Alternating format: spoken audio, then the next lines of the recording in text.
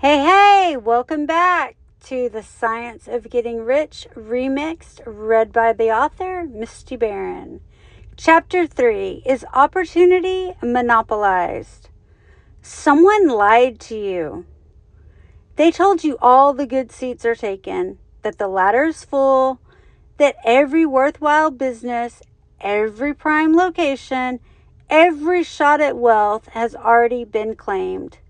Maybe they even dressed it up in fancy words like market saturation or economic reality. But here's the truth. Opportunity is never monopolized. You've learned the certain way. Vision plus gratitude plus value creation.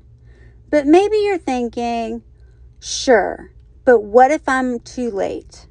What if all the good opportunities are gone? That's the lie we're dismantling today. Waddles was blunt in 1910. Opportunity cannot be cornered. Not then, not now, not ever.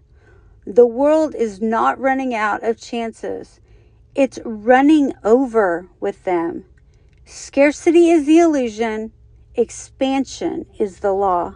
Consider how many times people have declared, "That's it, there's no more room." No more room for books when libraries were full. Then came ebooks and Kindle. No more room for taxis. Then Uber rewrote the script. No more room for hotels.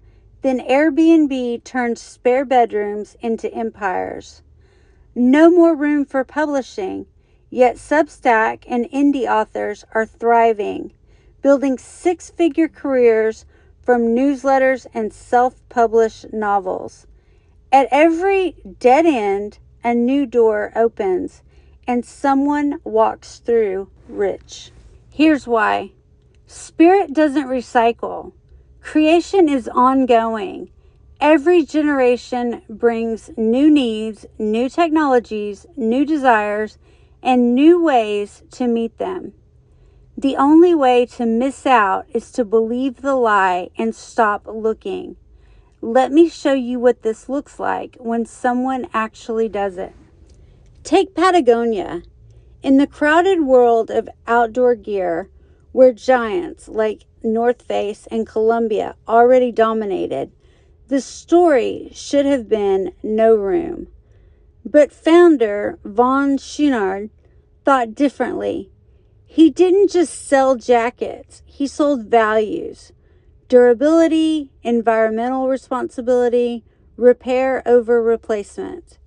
He even told customers, "Don't buy this jacket," in a now famous 2011 ad. The result?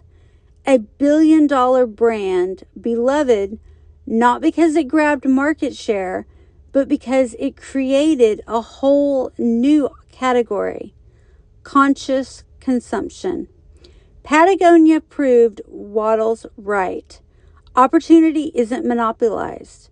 It multiplies when vision meets courage. Now look at Substack. In an age where traditional publishing claimed to own the gates, writers were told, "The market's saturated, no one needs another voice." Yet Substack flipped the script. It gave writers direct connection to readers, and those readers happily paid. Suddenly, independent voices were earning six figures or more, building influence without middlemen. Again, proof that new channels appear the moment we stop believing in lack. Wisdom across traditions. All faiths echo this law. Life multiplies when aligned with truth. In Christianity, Isaiah declares, "Behold, I am doing a new thing. Now it springs forth. Do you not perceive it?" Buddhism teaches impermanence, reminding us that change is constant, and within change lies possibility. In Islam, the Quran affirms, "God provides for whom He wills without limit." Hinduism honors Lakshmi, as flowing, ever-renewing abundance. The message is clear across traditions. The source never runs dry. How to spot emerging opportunity. So how do you see opportunity when everyone else sees saturation? Ask these questions. What do people complain about? Complaints are unmet needs. Uber started because someone said, I can't get a cab. Airbnb started because someone said, hotels are too expensive. Your wealth might be hiding in someone's frustration. What's becoming easier? Technology constantly lowers barriers. 10 years ago, you needed $100,000 to start a business. Today, a laptop and Wi-Fi. What's newly accessible that wasn't before? That's where fresh opportunity lives. What's the opposite of the trend? When everyone zigs, look for the zag. Digital overwhelm created demand for analog journals. Fast fashion created space for slow, sustainable brands. Patagonia succeeded by going against the industry's direction. The ladder isn't full, but you won't climb it by following the crowd up the same rungs everyone else is fighting over. You build your own ladder. Why scarcity thinking fails. Here's the deeper problem with lack thinking. When you believe opportunity is scarce, you've forgotten how reality actually works. You're mistaking temporary market conditions for permanent cosmic law. Let me tell you why this works at a deeper level. The universe itself is built from inexhaustible, formless substance. Source, divine intelligence, creative energy, whatever term resonates. It's the raw material of everything.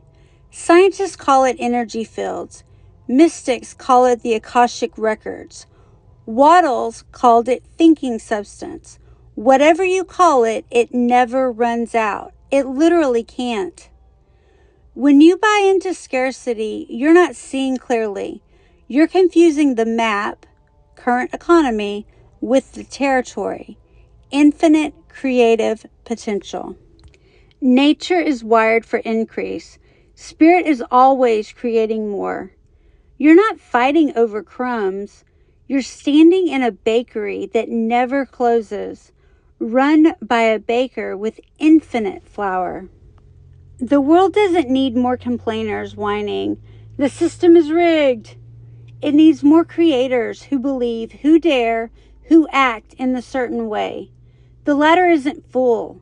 There are ladders no one has built yet, and maybe you're the one sent here to build them. So stop swallowing the lie, the rich take it all narrative. That's not law. It's programming designed to keep you passive. Spirit is impartial. Opportunities multiply for those who stop arguing for limitations and start creating solutions. The ladder isn't full, but you have to climb. This isn't theory. It's marching orders. Your job isn't to wait for the perfect opportunity or the right moment. Your job is to look at what everyone else calls impossible and ask, what if it's not? Patagonia didn't need permission. Substack didn't wait for approval. They saw a gap and filled it. So can you. What to do next? Spot 3 complaints this week. Listen for phrases like, I wish someone would, or why isn't there a, or this is so annoying. Write them down. Behind every complaint is a potential opportunity. Don't solve them yet. Just train your eye to see unmet needs. Find your opposite. Pick one industry trend everyone's following. Now brainstorm. What would the opposite look like? If everyone's going digital, what's the analog version? If everyone's going cheap, what's the premium version? If everyone's going fast, what's the slow version? This is how Patagonia found their lane. Test one micro opportunity. Take the smallest version of an idea you've been sitting on and test it this week. Not a business plan, a conversation, a post, a prototype. See if anyone says, yes, I need that. You're not launching, you're learning to spot what resonates. Spark query. Why is it that opportunities keep multiplying for me no matter what the economy, the competition, or the conditions look like? Thanks for hanging out with me. See you next week for the next chapter of The Science of Getting Rich Remixed by Misty Barron, available on Amazon. Hey, if you like this chapter, would you please like, subscribe, share with all your friends? They need to know how to get rich too. Sharing is caring.